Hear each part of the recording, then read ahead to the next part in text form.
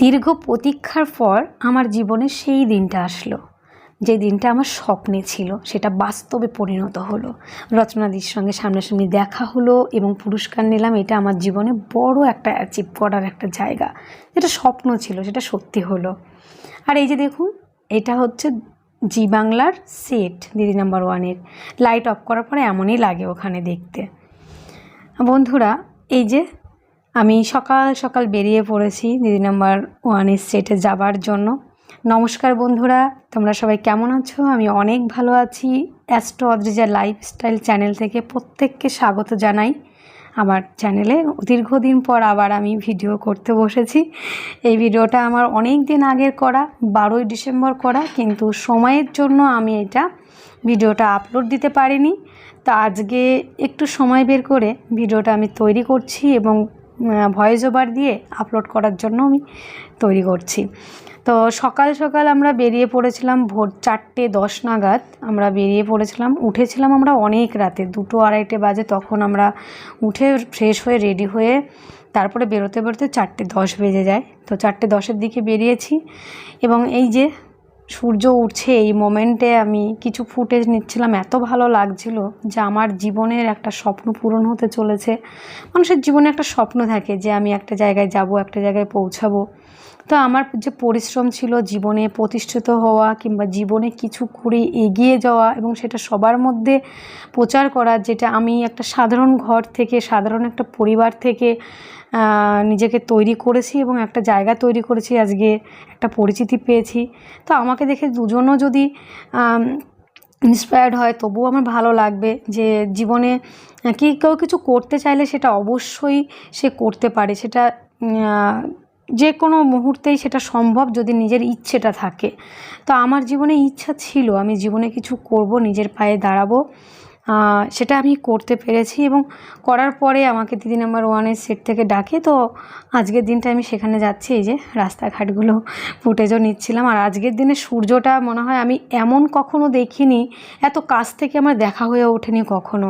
তো ভোরবেলায় যেহেতু বেরিয়েছিলাম, সানরাইজ দেখছিলাম, এত ভালো লাগছিল। আর আমার জীবনে একটা নতুন সূর্য ওঠাই, যে গল্প করতে করতে চলে এসেছি আমাদের সেই মাহেন্দ্রক্ষণ দিদি নাম্বার ওয়ানের সেট। এই যে গেট, রাজারহাট। তো রাজারহাটের এই যে গেট, এটা দিদি নাম্বার ওয়ানের সেট। এই যে ভাইটা নামলো, এখন এই গেটটা খুলবে। আমার জন্য দরজা খুলে যাচ্ছে, ভাগ্যের দরজা বলতে পারেন। তো এই যে আমরা এবার ভিতরে ঢুকবো। তো এই যে আমরা ভিতরে ঢুকেও পড়েছি।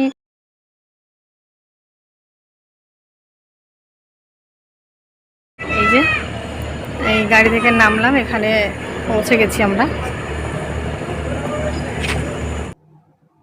তো পাশাপাশি দুটি সেট, মানে একটা হচ্ছে দিদি নাম্বার ওয়ানের সেট এবং একটা হচ্ছে দাদাগিরি।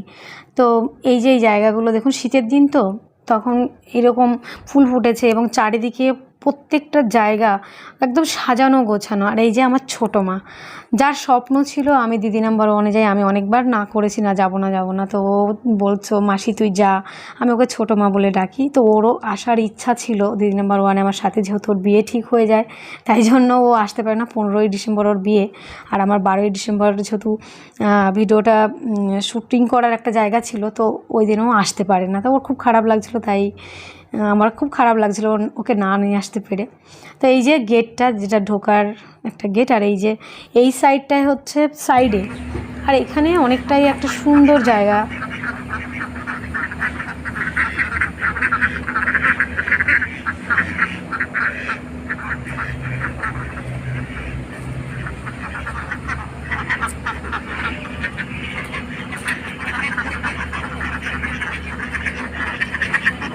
তার মাঝে এই যে আমি আমার কর্তার একটা ছবি তুলছিলাম। তো ভালো লেগেছে ওর সঙ্গে আসতে পারে, ও আমার পাশে আগাগোড়াই ছিল। আর এই যে এখানে কিছু ফর্ম দিচ্ছিল, এখানে ফ্লাপ করতে হচ্ছিল। আর এই যে এটা খেলা শেষ হওয়ার পর সবার ফটো তুলছিল। নিজের দিদির সঙ্গে কিছু ছবি নিয়েছিলাম আমরা সবাই, ওরা তুলে দিচ্ছিল যার যার মতো। তো এই যে আমাদের দিদিরা ছিল, একজন পার্টিসিপেট বুলাদি, ইনি এসেছিলেন অনেক দূর থেকে। এই যে কমলিকা দি আর রিমিতা, সবাই আমরা একসঙ্গে খেলেছি, খুব এনজয় করেছি। এই যে আমি এইগুলো পেয়েছিলাম। তো আজকের মতো এই পর্যন্ত। তোমরা খুব ভালো থেকো, আনন্দে থেকো। নমস্কার।